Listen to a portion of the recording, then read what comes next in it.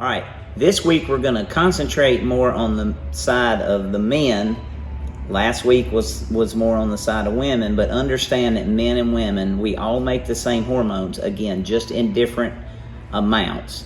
So women make more estrogen, more progesterone, men make more testosterone. So the same with women, we talked about the balance of estrogen and progesterone. With men, we're going to talk more about the balance of testosterone and estrogen.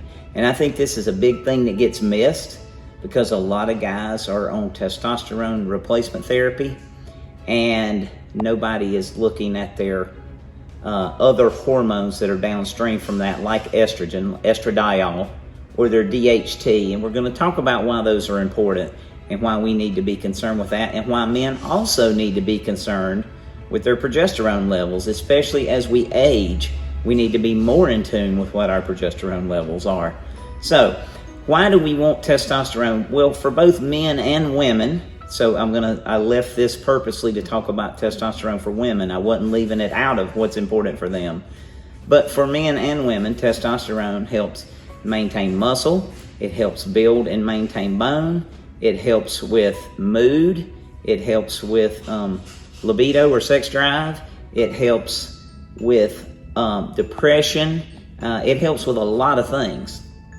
So one of the things that we don't want to ignore in a woman is measuring her testosterone, so we always do, just like we don't want to ignore measuring the estrogen in a man. So that's something that's on the panel for both men and women, is estrogen and testosterone both.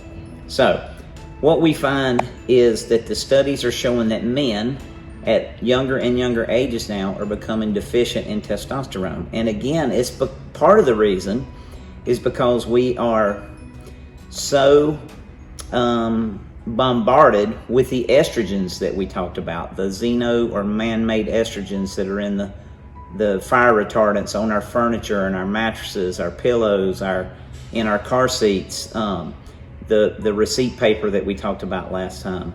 And then there's also the bovine growth hormone estrogens that are in a lot of the food products today. The pesticides and herbicides mimic estrogen. So there's estrogen coming at men and women at higher and higher rates than we've ever seen before. So we need to think about, for the man, if they start to just lose that zeal or zest for life, if they start to feel like they're losing strength, or they can't gain muscle, or they're losing muscle, all those kind of things should be clues that we need to start checking testosterone levels. And with that, we always want to check at least an estrogen level. We like to check a PSA, and we like to check the DHT levels. And we'll talk about in detail why each of those are. So the one thing that I want to point out before I forget, for both men and women, there's more testosterone receptors in our hearts than there are in any other part of our body, any other organ in our body. And obviously heart disease is the #1 killer in America. So having adequate testosterone, in order for our heart to function as a man or a woman, our heart is a muscle. It's the most important muscle in our body. In order to have our heart function adequately and optimally, we need to have adequate testosterone. Now, one of the things that we hear a lot about is we don't want to give men testosterone because we're afraid that it leads to prostate cancer. And I always want to not only think about what the research says, but talk about just common sense. So if high testosterone levels led to prostate cancer, then why is it that prostate cancer, which is the most common cancer in men, why is it that it's typically at older ages, like 70s and above typically? So how can testosterone be the cause when at 20 or 30 or 40, our testosterone is going to be much higher than it is when we're 60, 70, or 80, but you don't see the cancers until 60, 70, or 80 typically. So there's got to be some disconnect there somewhere, right? So I think what we're missing is a couple of things, and I mentioned them earlier, and I think they should be measured. As we age and as we gain more fat, especially fat around the middle, especially the visceral fat that we'll talk more about, which is fat underneath the underneath the skin, fat we don't see, that's like around our organs and things.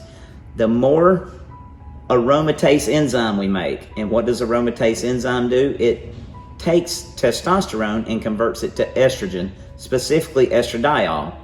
That's why when a man can be on testosterone replacement therapy, if we're not careful, he can be converting a lot of that testosterone into estradiol or estrogen, which is actually harmful and can cause and can lead to prostate cancer, because remember, estrogen equals, I hope you all said it before I do, growth.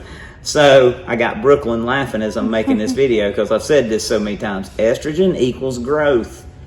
So the estrogen can make the prostate grow, and uncontrolled growth is the definition of cancer. But also, if the prostate grows, we can have the inability to empty our bladders completely. And I talk to a lot of men who say, well, I have to get up 3 or 4 times in the evenings and go to the bathroom. And when I go to the bathroom, I don't feel like I empty very well. And when it is time to go, like, the urgency's crazy for me. It's just all of a sudden it hits me and I have to go like right then. So that can be a sign of the enlarged prostate. And typically it is not going to be from the testosterone.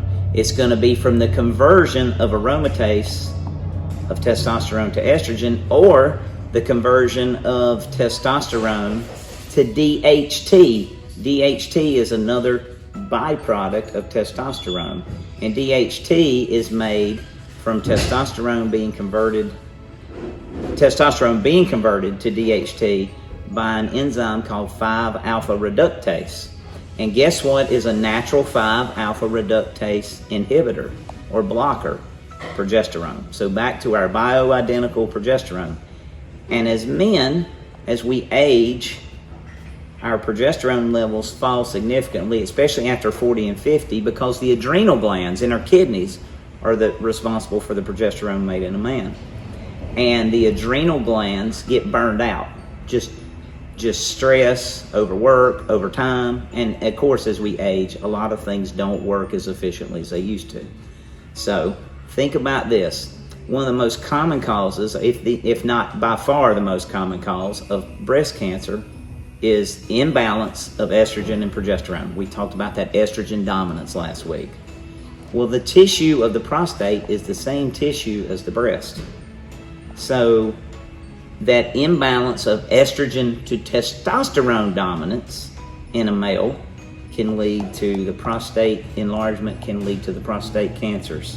So we need to start to think about techniques and things to measure our hormones and know where they are.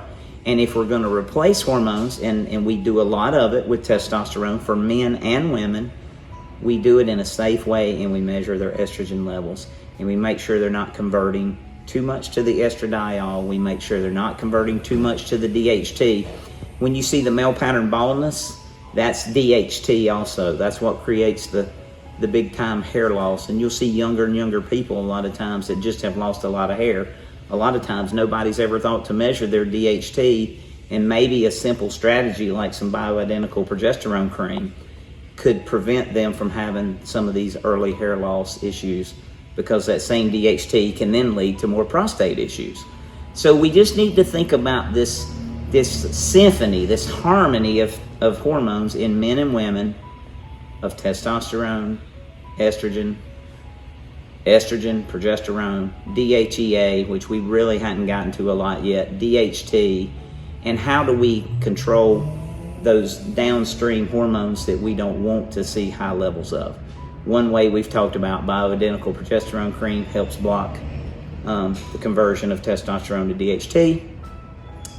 Aromatase is the enzyme, again, from testosterone to estradiol.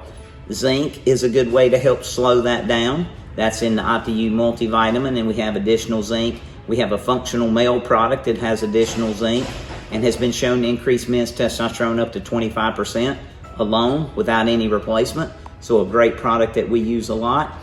And then we can use the bioidentical progesterone we talked about. That has some aromatase blocking abilities, but not as much as it does the 5-alpha reductase to the DHT. So there's lots of strategies we use to make sure that we're getting adequate testosterone, because it's so important for our heart, It's so important for our brain. It's so important for our bones, without getting all the downstream effects that we don't want. And it's the same for women. We give women adequate amounts of testosterone, but we measure their downstream hormones so that we know what kind of effect we're getting and how we slow it down. Now, women don't have nearly as much aromatase typically as a man to convert their testosterone to estrogen, and they don't have nearly as much 5-alpha reductase typically that would convert it to DHT. So it's not as much of a problem with women. We're more concerned with that estrogen and progesterone. With the men, we're more concerned with testosterone and estrogen. So hopefully this helps you start to understand what's going on in this symphony of hormones that we need and why they are so critical to our overall health. We'll have to do a whole month on like thyroid hormone, and we'll have to do a whole month on insulin hormones, and there's others, leptin and ghrelin, that we'll get to, but we wanted to cover the basics of the sex hormones in these last 2 videos. So hopefully this is helpful. As always, if you need more specific, individualized help, we can help you through a one-on-one consultation. We can help you get your blood panel ordered, and as members of our CEO membership, you get discounts on all these things and more. So check it out. Let us know how we can help you, and hopefully you're going to start thinking about now the action step of knowing what your hormone levels are as a man or a woman. Thanks.